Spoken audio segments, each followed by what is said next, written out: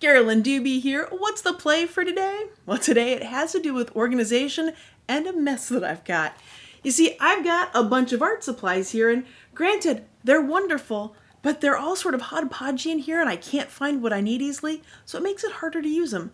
So I wanted to get this organized. And to make that happen, to get it organized so I can easily grab what I need, I created this. And yes, it would make fun three-dimensional sculpture, but it's really handy organizing your art supplies. And to do this, I used my gel press plate and an Eileen Hull die. The first thing to do is die cut a whole bunch of these. Now what I'm using is the Sizzix die by Eileen. This is the cube or block one, and you would normally die cut 2 of these to create a cube, but I'm just going to use 1 of them. One of the things I really love about this is that it's scored, it's cut, it is ready to go. But it is just plain white paper here, and I want to add a little bit of color to it, and that's where the gel press plate comes in. One of the things that I really appreciate about the plate is that it allows me to do some things quickly, especially when I'm doing a bunch of them. So as I'm putting the Amsterdam paint on here, I'm staying in the blue and green kind of family. That way I don't have to clean things off as much and I won't get any mud. But by putting a layer of paint on there and then bringing one of those die cut pieces on there, I can very quickly get a layer of paint on it. This is a whole lot faster than if I was actually painting each one of these with a brush. Now, because I'm using a thin layer of paint here on the plate, these are also going to dry fairly quickly. So by the time I get done putting color on one side of these, I can come right back around and get color on the other side. Now that is definitely personal preference. If you want to put color on both sides or just one, I like to have it on both. That way, no matter what part is showing, it's got a little bit of color happening. So what paper am I using to do this? Well, I'm using a Canson watercolor paper. And you might be wondering why I chose that one. Was there a really good reason? And there sort of was, but there's also a very practical reason. One of the things that I wanted for this art supply caddy insert thingy that I'm making here, I needed it to be firm enough to hold up. So if I'd done this in copy paper, it'd be too thin, it couldn't support it. And so I was looking around my stash going, what do I have that's a firmer something that I can use and I have enough of? And that's what led me to the watercolor paper. So when you're doing this, how many of these are you going to need? How many of these die cut pieces will you need to fill your container? Well, the best thing I can tell you is if it's a bigger container, you're going to need more. And if it's a smaller container, you're going to need less. Because I'm winging it too. I kind of guessed about how many I'd need here.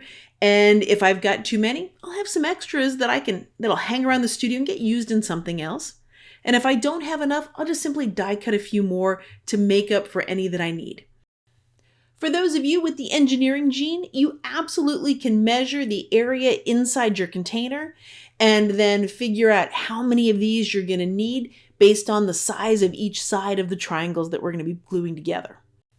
For me, the engineering gene is not one of my dominant genes, so I'm going to wing it here and see what happens. Now that I've got the fronts done on all of them, I'm going to do the backs on them. And again, this is personal preference. I just don't like to have a lot of white paper showing. I like to have a chance for that color to shine, show up in every little possible space. And as I'm putting the color on here, you might have noticed that there was already paint on the plate. Yep, I'll do that. There was some paint there, not a problem. I'm going to put this right on top of it. You see, by doing that, that's part of what creates that wonderful variation, those unexpected bits here and there that to me makes gel printing so magical. Now, once you've got all that color on your papers that you want, it's time to start gluing this stuff together. Here I've got almost like a big old deck of cards fanned out. These are actually all of the pieces, nice and dry. Now I can turn them into those triangles because it's a whole bunch of triangles that are going to make up our caddy. Now there are score lines already on this thanks to Eileen Hull's die. And so you simply have to fold them together and then put the glue on it. Now I'd love to look all suave and like I know exactly what I'm doing here. But as I put the gel medium on it, I actually put it on different flaps than what I was intending. So as I go to glue this together, it's like, basically the glue's on the outside instead of the inside. So What do? I simply put it where I wanted. Gel medium is completely clear. This happens to be matte and gel medium, so it's not going to show. It's not going to be a big deal. So now that I've got one of these triangles done, I'm just going to keep repeating this process. Once I've got a bunch of the triangles made, it's time to create a row. And the row is going to be about as wide as I want it to be in my container that'll fit inside the tray. Obviously for you, it might be a different size depending on the size of the tray that you're using. Then a bunch of gel medium on there, and then sticking it together. If I was a patient person, I would just simply hold them together until they were firmly adhered to each other. But that's not me. So that's why I'm bringing in some extra hands, also known as binder clips, to hold these things together so that I can basically get through this more quickly. Now, if you don't have a bunch of binder clips, can you use clothespins? Yep, you bet.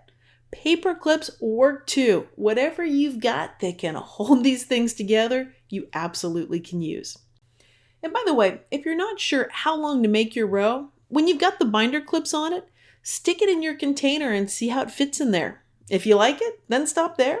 If you think you want it longer, add a few more to it.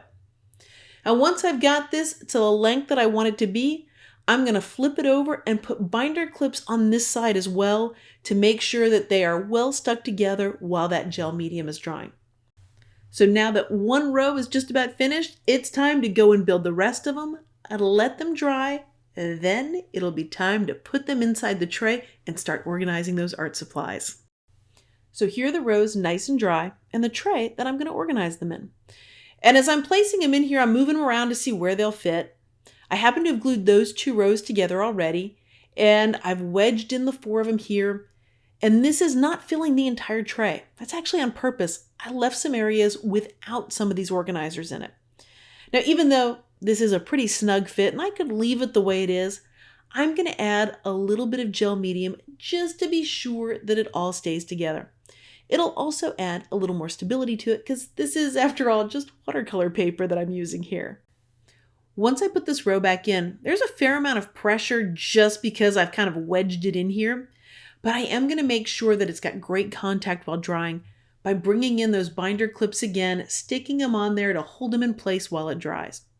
Then I'm going to repeat that for the other row, let it dry, and then come back and start filling it.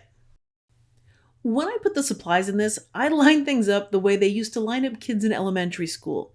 Tall kids in the back, short kids in the front. And yep, I was usually the kid near the front of the line all the time. But that makes it easier to grab things and see what I've got. So any of the taller supplies are going to go in the back. That happens to be the paints here. And then shorter stuff will go in the very front. The sides were purposely left empty. That gives it some flexibility for different sizes or shapes of things that you can put on there. I've got some larger tubes of paint that are a bit of a tight fit inside those triangular compartments. So even though I technically could get it in, it's fairly tight, and I like things to be easy to pull in and out. So that's why those big things of paint are going to go in the back on the side. Now, some of the littlest stuff that I've got here are little tubes of watercolor and gouache. So they're going to go right in the front. That way I can easily see them and easily grab them. Some of my shorter tubes of paint, those will fill in the rest of the front row here. Now the second row, that is going to be for pens and markers and that kind of thing. And the great thing about this organizer is you can fill it with whatever supplies you have. You can organize them however it best suits you. And once you've got it loaded up, you have got a portable PlayStation, a portable art studio. So whether you are making prints and grabbing paints to do that, or you're adding more layers on top of your existing prints with markers, watercolor, gouache, whatever art supplies that you love to use, you've got it right at your fingertips with this. Well, thanks for joining me for today's play. And if you've enjoyed this video and would like more gel press inspiration and ideas, make sure you subscribe to the Gel Press channel. That way you'll know as soon as there's a new video out.